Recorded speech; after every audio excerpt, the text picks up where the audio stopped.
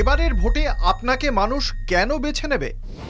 আমি ভূমিপুত্র এবং এখানের যে পরিস্থিতি, এই পরিস্থিতি সামাল দেওয়ার মতন ক্ষমতা আমার আছে বলে আমি বিশ্বাসী। এখানে যা কিছু হওয়া উচিত ছিল সবটা হয়নি এবং না হওয়ার জন্য দায়ী এখানের টিএমসি পার্টির নেতা, মন্ত্রী, সান্ত্রী যারা আছে সবাই।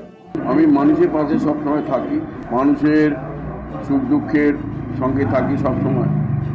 মানুষ আমার বাড়িতে যখন দেখা করতে চায় তখনই দেখা করতে পারে। তারা কেউ শূন্য হাতে ফিরে যায় না। তাদের যে কোনো প্রয়োজন আমি ফুলফিল করার চেষ্টা করি, সেই কারণে মানুষ আমাকে বাঁচে। এসআইআর কি শাসকের পক্ষে যাবে নাকি বিরোধীদের পক্ষে যাবে? এসআইআরটা কোনো ইস্যু নয়। অন্য রাজ্যে এসআইআর হয়েছে তো, কোনো কিছু আমরা তো কিছু শুনিনি। যা কিছু সমস্যা কি এখানে, যে মানুষ মারা গেছে, যে অন্য জায়গায় গেছে, তার নাম বাদ যাবে, এটা তো স্বাভাবিক প্রক্রিয়া। এসআইআর নিয়ে আমাদের কোনো মাথা ব্যথা নেই। এসআইআর শুরু করেছিলেন যারা করতে চেয়েছিলেন বাংলাকে দখল করবার স্বপ্ন নিয়ে, তাদের স্বপ্ন তো ব্যর্থ হয়েছে। এসআইআর তাদের বিরুদ্ধেই যাবে, আমাদের ক্ষতি কিছু হবে না। তবে ইলেকশন কমিশন যদি একটু স্বচ্ছতা বজায় রেখে চলতে পারত, তাহলে আমরা ইলেকশন কমিশনকে সহযোগিতা করতে পারতাম। আপনার বিপক্ষ দলের দুর্বলতা কোথায়? যে কাজের জন্যে রাজনীতি করছেন, মানুষের সেবা, সেটাই তো করেন না। নিজের সেবা করেন তো, সেটাই তো দুর্বলতা।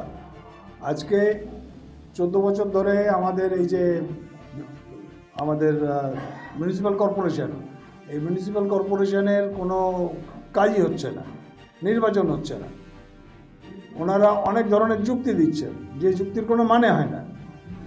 কথায় কথায় ওনারা তো নিজের যে কর্মী, সে উর্দিধারী হোক বা অন্য কিছু হোক, তাদের বিরুদ্ধে তারা তো সুপ্রিম কোর্ট চলে যাচ্ছে জনগণের করের পয়সা নষ্ট করে, এবং শয়ে শয়ে কোটি টাকা নষ্ট করছে সেখানে। তো যদি তার এতই থাকতো যে হচ্ছে বিজেপি আটকে রেখেছে, তো সেখানে যায়নি কেন তারা? আমার বিপক্ষে কোনো রাজনৈতিক দল নেই, কোনো মানুষ নেই যে স্বচ্ছতা নিয়ে, সততা নিয়ে, আদর্শ নিয়ে মানুষের কাজ করবে। আমি রাজনীতি করতে এসেছি শুধু মানুষের কাজ করার জন্য, এবং মানুষের যতদিন বেঁচে থাকবো মানুষের কাজ করবো। গত 5 বছরে এলাকার উন্নয়ন নিয়ে আপনি কি সন্তুষ্ট? আমার কথা বাদ দিন, আপনি রাস্তায় যাকে খুশি জিজ্ঞেস করতে পারেন তো যে সে সন্তুষ্ট কিনা। আপনি সন্তুষ্ট লোক কাউকে পাবেন বলে আমার মনে হয়।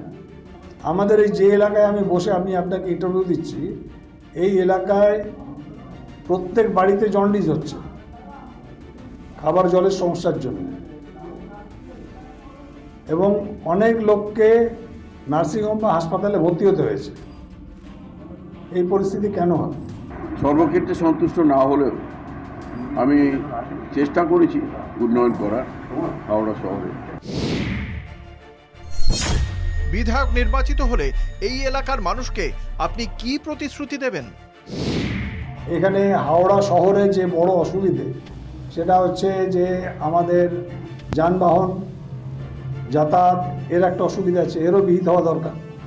আমরা চাইব যে আমাদের এই যে মেট্রো রেল বঙ্গবাসীতে শেষ হয়েছে, সেটা আরও এদিকে বিস্তার লাভ করুক, তাতে আমাদের উপকার হবে। এছাড়া যেটা সবথেকে বড় কথা, সেটা হচ্ছে যে এই ধরনের যে পরিষেবাগুলো পেলে মানুষের উপকার হয়, সেগুলো আমাদের চালু করতে হবে। রাস্তাঘাট, জল নিকাশি ব্যবস্থা, ড্রেনেজ সিস্টেম, এগুলোর সঙ্গে সঙ্গে আরও কিছু ভাবনা আছে যেগুলো ডেভেলপমেন্ট করা। কিছু গুরুত্বপূর্ণ মানুষ আছে, সিনিয়র মানুষ আছে যারা অভিজ্ঞ, তাদের সঙ্গে কথা বলে আলোচনা করে তাদের কথা মতো আমরা নিশ্চয়ই কথা বলব।